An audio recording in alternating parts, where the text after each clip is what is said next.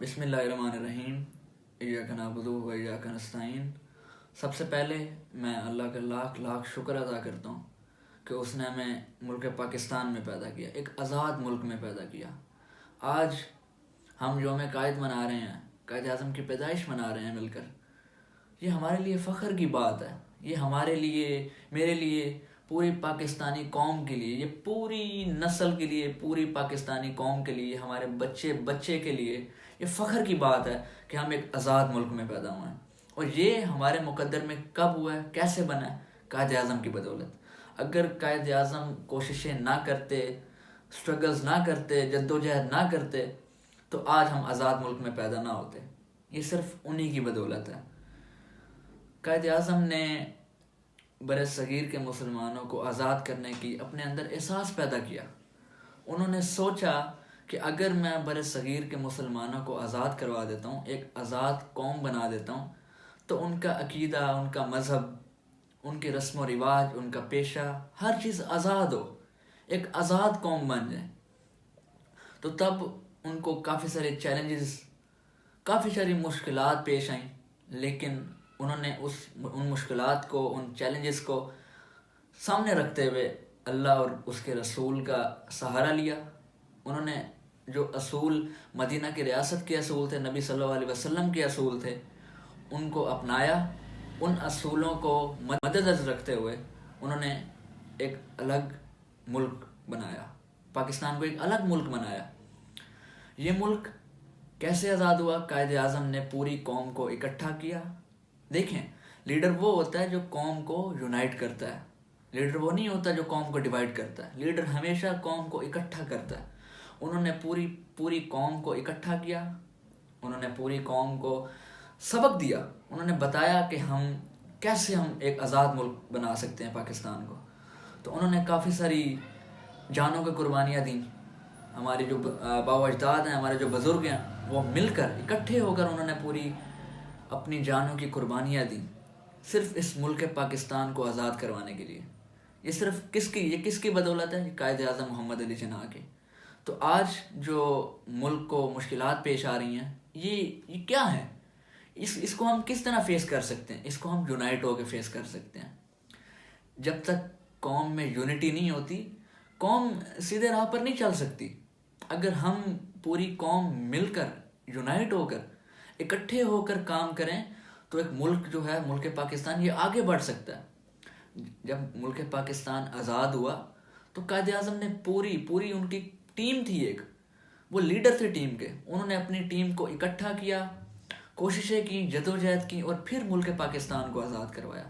इसी तरह मेरा ये आप लोगों से गुजारिश है कि आप नबी की सीरत को पढ़ें, सीरत नबी पढ़ें कि हमारे नबी के क्या असूल थे, उनकी क्या ज़िंदगी थी। अगर हम उनकी ज़िंदगी पढ़ते हैं, उनकी ज़िंदगी से सीखते हैं, हमें बहुत कुछ मिलता है सीखने के लिए। तो ये मेरा आप लोगों से गुजारिश है कि हमें चाहिए, पूरी कौम को चाहिए, हमारे जो यूनिवर्सिटीज़ हैं, हमारे इदारे हैं, कॉलेजेस हैं, हम नबी की सीरत को पढ़ें कि हमारे नबी की क्या ज़िंदगी थी। अगर हम नबी की ज़िंदगी पढ़ते हैं, उनकी जो हुक्म है, उन्होंने जो जिस चीज़ से मना किया है, उससे मना होते हैं, तो हमारा जो मुल्क है वो तरक्की कर सकता है। अब जो मुश्किलात, जब कायद आज़म को मुश्किलात पेश आई थी, तो उन्होंने नबी की सीरत को पढ़ा था, नबी के असूलों को सामने रखते हुए अपने कदम बढ़ाए थे। और आज अगर हमारे मुल्क में मुश्किलात हैं, तो हम नबी की सीरत को पढ़ें, मदीना की रियासत को पढ़ें कि वो जब वहाँ पे मुश्किलात आई थी, तो उन्होंने कैसे मिलकर उन्होंने इस मुश्किलात को दूर किया था। हम पढ़ें उनकी ज़िंदगी को। तो अब जो मुश्किलात हैं, हमारे जो लीडर थे कायद आज़म, सबसे पहले जो हमारे लीडर थे, हमारे नबी सल्लल्लाहु अलैहि वसल्लम, उनकी ज़िंदगी हमारे लिए नमूना है। उनकी ज़िंदगी हमारे लिए कामयाबी का ज़रिया है।